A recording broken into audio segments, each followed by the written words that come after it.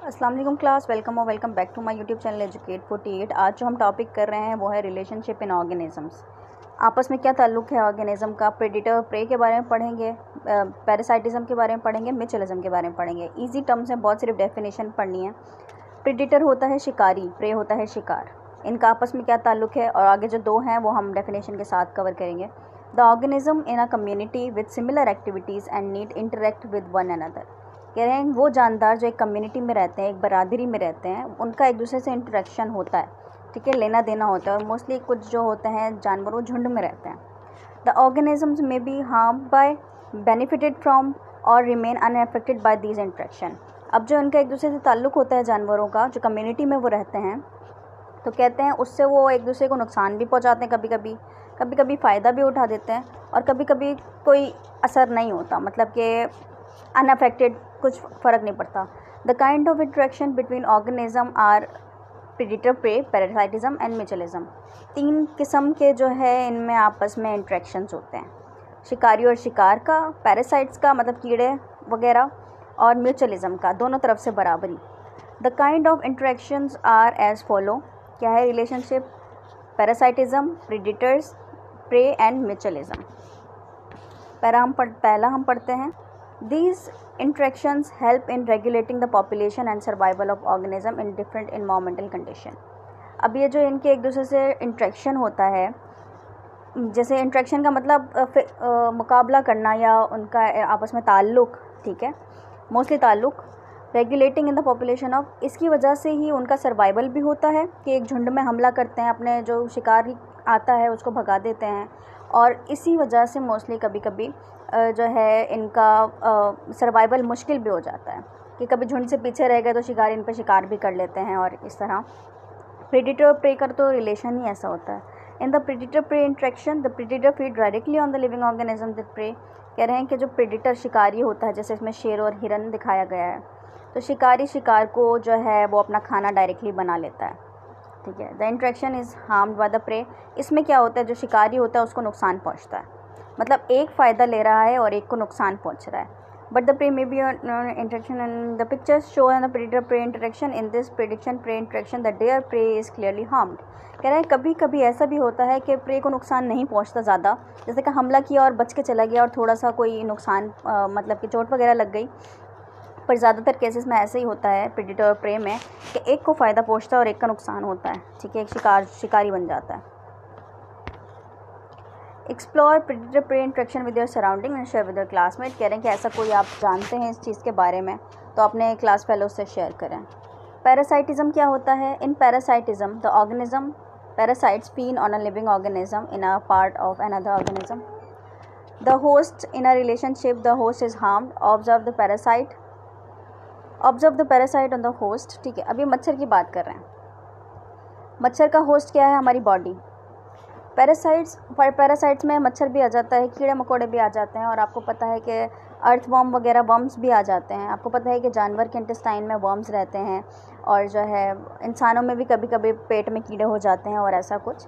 तो वो जो कीड़े होते हैं, ये हम पिछली क्लास में पढ़ के आए, तो कीड़े होते हैं वो क्या करते हैं, इस होस्ट से फ़ायदा उठाते हैं। मतलब इसमें दोनों को इतना खासा कोई नुकसान नहीं हो रहा, एक को नुकसान हो रहा है पर इतना कि नहीं कि जान चली जाए, प्रेडिटर प्रे वाला सीन नहीं है, ठीक है। तो इसमें दोनों को नुकसान हो रहा है, मतलब होस्ट को ज़्यादा हो रहा है, एक का नुकसान हो रहा है और इसका फ़ायदा हो रहा है, बट उस हिसाब से नहीं हो रहा कि किसी एक की जान चली जाए। Parasite is a type of predator. जो पैरासाइट है, जैसे कि यहाँ पे मच्छर शिकारी प्रेडिटर कह सकते हैं, बट प्रेडिटर की तरह नहीं, ये स्मॉल होता है साइज़ में और ये होस्ट को अपने मारता नहीं है। Remain associate with the host, और कभी कभी ये होस्ट से लगा रहता है, जैसे हमारे अंदर मतलब कि एनिमल के अंदर अगर कीड़ा हो जाए तो वो कीड़ा उससे फ़ायदा उठाता रहता है काफ़ी लंबे वक्त तक के लिए, उससे न्यूट्रिएंट्स भी लेता है और वहीं पे नरिश होता रहता है उसकी बॉडी के अंदर।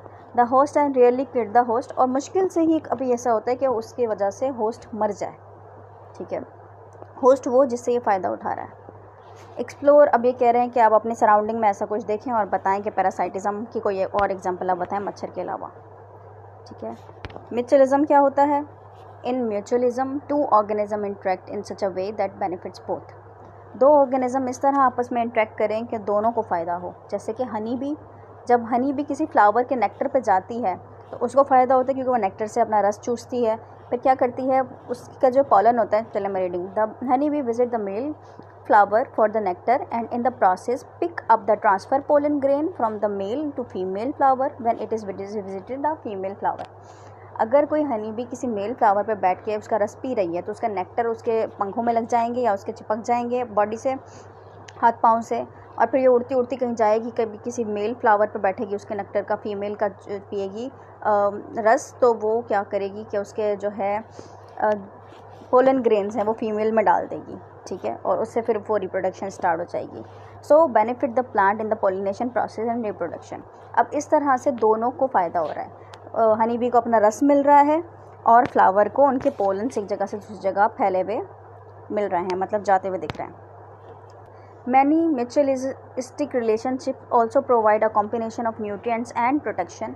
यहाँ पे न्यूट्रिएंट्स भी एक दूसरे को देते हैं और क्या करते हैं, प्रोटेक्शन भी देते हैं। जैसे कि एग्जांपल है, द बर्ड इज़ राइडिंग, अब देखेंगे भैंस के जो है पीठ पर परिंदे बैठे हुए हैं, लार्ज बफेलो एंड एलिफेंट, या कभी कभी हाथी के ऊपर भी बैठते हैं। The birds eat parasites from there animals body. अब आपको पता है कि जानवर के जिस्म में जो ना कीड़े लग जाते हैं, ठीक है, जिन्होंने कभी देखा होगा तो पता होगा उनको, छोटे छोटे कीड़े उनकी स्किन से चिपके हुए होते हैं। तो ये बर्ड क्या करते हैं, उनको खाते हैं बैठ के उसके स्किन पर। And also make noises warning the animal when predators come close. और यही परिंदे जो है आवाज़ें करना शुरू हो जाते हैं जब भी इनको कहीं आहट महसूस होती है या कोई दिखाई देता है कि कोई शिकारी इनका शिकार करने वाला है, ठीक है।